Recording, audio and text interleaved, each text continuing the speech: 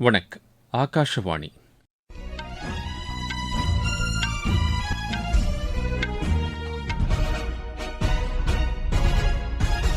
செய்திகள் வாசிப்பவர் கோபாலகிருஷ்ணன். தலைப்புச் செய்திகள். நாட்டில் சீர்திருத்தம் தொடர்ந்து விரைவாக மேற்கொள்ளப்பட்டு வருவதாக பிரதமர் திரு நரேந்திர மோடி கூறியுள்ளார். இந்திய பாரம்பரியம், மாண்புகள், சேவை மற்றும் ஒழுக்கம் சார்ந்த தலைமைத்துவத்தை வலியுறுத்துவதாக குடியரசு துணைத் தலைவர் திரு சி.பி. ராதாகிருஷ்ணன் தெரிவித்துள்ளார். வேளாண் கழிவுகள் மூலம் குறைந்த செலவில் தேசிய நெடுஞ்சாலைகள் அமைக்கப்படுவதாக மத்திய அரசு தெரிவித்துள்ளது. அமெரிக்காவில் கல்வி பயில மாணவர் விசா பெற்றவர்கள் அந்நாட்டு விதிகளை மீறினால் கடும் நடவடிக்கை எடுக்கப்படும் என்று இந்தியாவில் உள்ள அமெரிக்க தூதரகம் எச்சரித்துள்ளது. பெங்களூரு ஓபன் டென்னிஸ் போட்டியில் இந்தியாவின் பிரஜ்வல் தேவ், நிதின்குமார் சின்ஹா இணை காலிறுதிக்கு முன்னேறியுள்ளது. இனி விரிவான செய்திகள். நாட்டில் சீர்திருத்தம் தொடர்ந்து விரைவாக மேற்கொள்ளப்பட்டு வருவதாக பிரதமர் திரு நரேந்திர மோடி கூறியுள்ளார். நாட்டின் மொத்த உள்நாட்டு உற்பத்தி அதிகரிக்கும் என்று கணிக்கப்பட்டுள்ளதை அடுத்து சமூக வலைதளத்தில் கருத்து தெரிவித்துள்ள அவர், தேசிய ஜனநாயக கூட்டணி அரசின் விரிவான முதலீடு மற்றும் தேவை அடிப்படையிலான கொள்கைகளால் இந்த வளர்ச்சி சாத்தியமாகியுள்ளது என்று அவர் தெரிவித்துள்ளார். உள்கட்டமைப்பு, உற்பத்திக்கான ஊக்கத்தொகைகள், மின்னணு பொருட்கள், எளிதாக வர்த்தகம் செய்தல் உள்ளிட்ட அனைத்து நடவடிக்கைகளிலும் செழுமையான இந்தியா என்ற கனவை நனவாக்க அரசு பணியாற்றி வருவதாக பிரதமர் குறிப்பிட்டுள்ளார். இதனிடையே நடப்பு நிதியாண்டில் நாட்டின் மொத்த உள்நாட்டு உற்பத்தி 7.4% இருக்கும் என்று கணிக்கப்பட்டுள்ளது. கடந்த நிதியாண்டில் இது 6.5% வளர்ச்சியை கண்டிருந்தது. நடப்பு நிதியாண்டுக்கான மொத்த உள்நாட்டு உற்பத்தியின் முதலாவது முன்கூட்டிய மதிப்பீட்டின்படி 201 லட்சம் கோடி ரூபாய்க்கு மேல் இது இருக்கும் என்று மதிப்பிடப்பட்டுள்ளது. இது கடந்த நிதியாண்டில் 187 லட்சம் கோடி ரூபாயாக இருந்தது.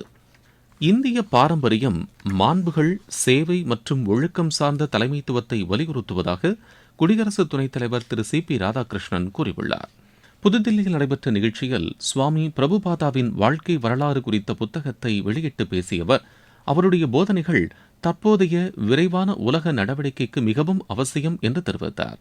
பிரபுபாதா ஏற்படுத்திய அமைப்புகள் பல ஆண்டுகளாக சமூகத்திற்கு சேவை செய்து வருவதாக சுட்டிக்காட்டினார்.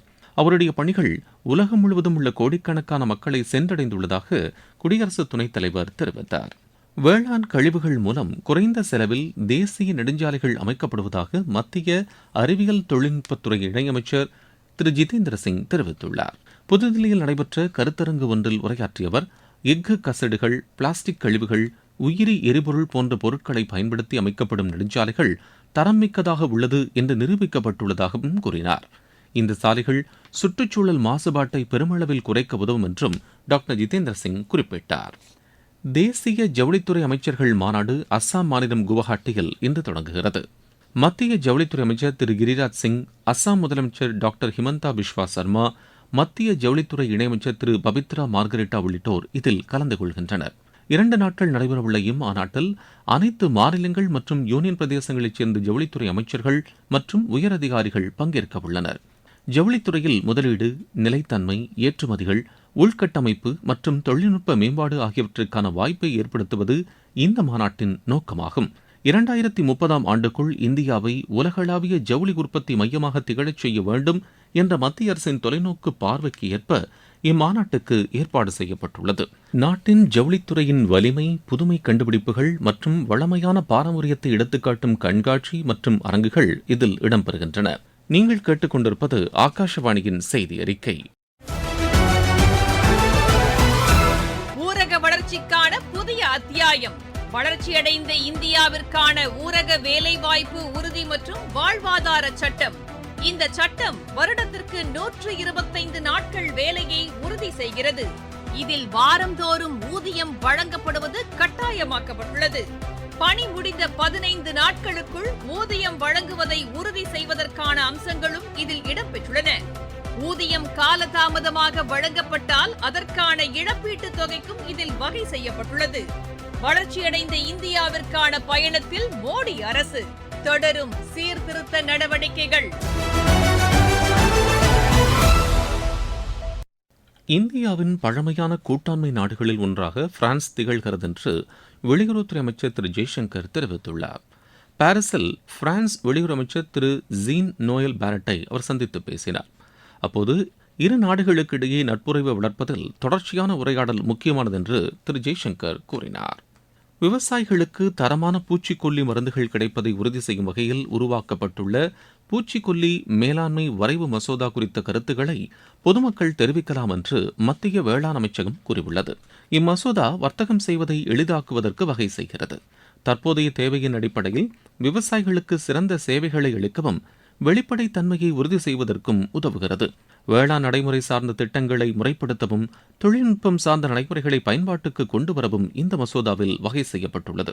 போலி பூச்சிக்கொல்லி மருந்துகள் விற்பனை செய்யப்படுவதை தடுக்க கடும் கட்டுப்பாடுகள் உள்ளிட்ட சீர்திருத்த நடவடிக்கைகளை இது உள்ளடக்கியுள்ளது. பூச்சிக்கொல்லிகள் தொடர்பான கட்டாய ஆய்வக சோதனைகளுக்கு அங்கீகாரம் அளிப்பது குறித்தும் இதில் தெரிவிக்கப்பட்டுள்ளது. இந்த வரைவு மசோதா குறித்த கருத்துகள் மற்றும் ஆலோசனைகளை அடுத்த மாதம் 4ஆம் தேதிக்குள் தெரிவிக்குமாறு வேளாண் அமைச்சகம் கேட்டுக் கொண்டுள்ளது. அமெரிக்காவில் கல்வி பயில மாணவர் விசா பெற்றவர்கள் அந்நாட்டு விதிகளை மீறினால் கடும் நடவடிக்கை எடுக்கப்படும் என்று இந்தியாவில் உள்ள அமெரிக்க தூதரகம் எச்சரித்துள்ளது. இதுகுறித்து சமூக வலைதளத்தில் பதிவிட்டுள்ள அமெரிக்க தூதரகம், சட்ட விதிகளை மீறினாலோ அல்லது மாணவர்கள் கைது செய்யப்பட்டாலோ அவர்களது விசா ரத்து செய்யப்பட்டு திருப்பி அனுப்பப்படுவார்கள் என்று கூறியுள்ளது. எதிர்காலத்தில் அந்த விசாவை அவர்கள் பெறுவதற்கு தகுதியற்றவர்கள் என்றும் தெரிவித்துள்ளது. அமெரிக்க விசா என்பது சலுகை என்றும் அது உரிமையாக கொள்ளக்கூடாது என்றும் அமெரிக்க தூதரகம் கூறியுள்ளது. டென்மார்க் மற்றும் கிரீன்லாந்தை அமெரிக்கா கைப்பற்றக்கூடும் என்று கூறப்படும் நிலையில் அந்நாடுகளுக்கு ஸ்பெயின் மற்றும் ஐரோப்பிய கூட்டமைப்பு நாடுகள் ஆதரவு தெரிவித்துள்ளன.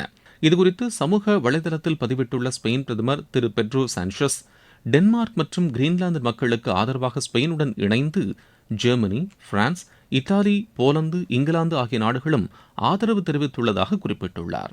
உலகளாவிய அமைதிக்கு நாட்டின் இறையாண்மையை மதிப்பது அவசியம் என்றும் ஸ்பெயின் பிரதமர் வலியுறுத்தியுள்ளார். மற்ற நாடுகளின் சட்ட விதிகளின்படி பதிவு செய்யப்பட்ட கப்பல்களுக்கு எதிராக எந்த ஒரு நாடும் ராணுவ நடவடிக்கை மேற்கொள்வதற்கான உரிமை கிடையாது என்று ரஷ்யா தெரிவித்துள்ளது. ரஷ்யாவுக்கு சொந்தமான எண்ணெய் கப்பலை வடக்கு அட்லாண்டிக் பகுதியில் அமெரிக்க ராணுவம் கைப்பற்றிய நிலையில் ரஷ்ய போக்குவரத்து அமைச்சகம் இவ்வாறு கூறியுள்ளது. தங்கள் நாட்டு கப்பல் குறிப்பிட்ட கடல் வழியே செல்வதற்கு தற்காலிக அனுமதி பெறப்பட்டுள்ளதாகவும் அது தெரிவித்துள்ளது.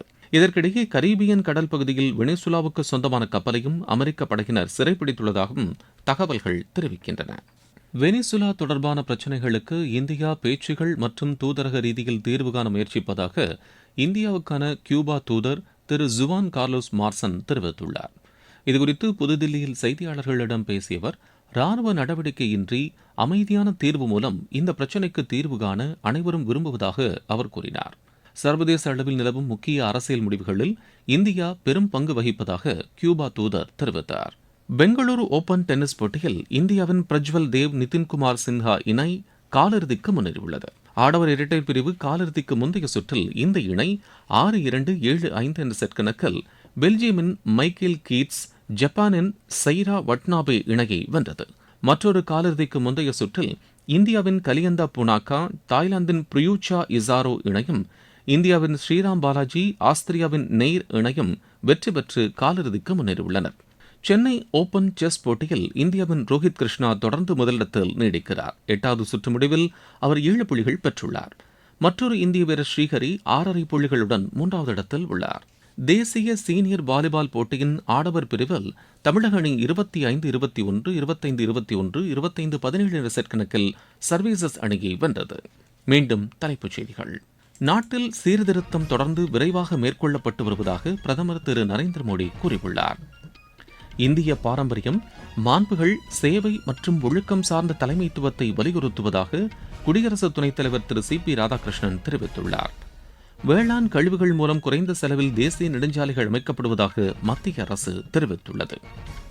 அமெரிக்காவில் கல்வி பயில மாணவர் விசா பெற்றவர்கள் அந்நாட்டு விதிகளை மீறினால் கடும் நடவடிக்கை எடுக்கப்படும் என்று இந்தியாவில் உள்ள அமெரிக்க தூதரகம் எச்சரித்துள்ளது. பெங்களூரு ஓபன் டென்னிஸ் போட்டியில் இந்தியாவின் பிரஜ்வல் தேவ், நிதின்குமார் சின்ஹா இணை காலிறுதிக்கு முன்னேறியுள்ளது. இத்துடன் இந்த செய்தி அறிக்கை நிறைவு பெறுகிறது.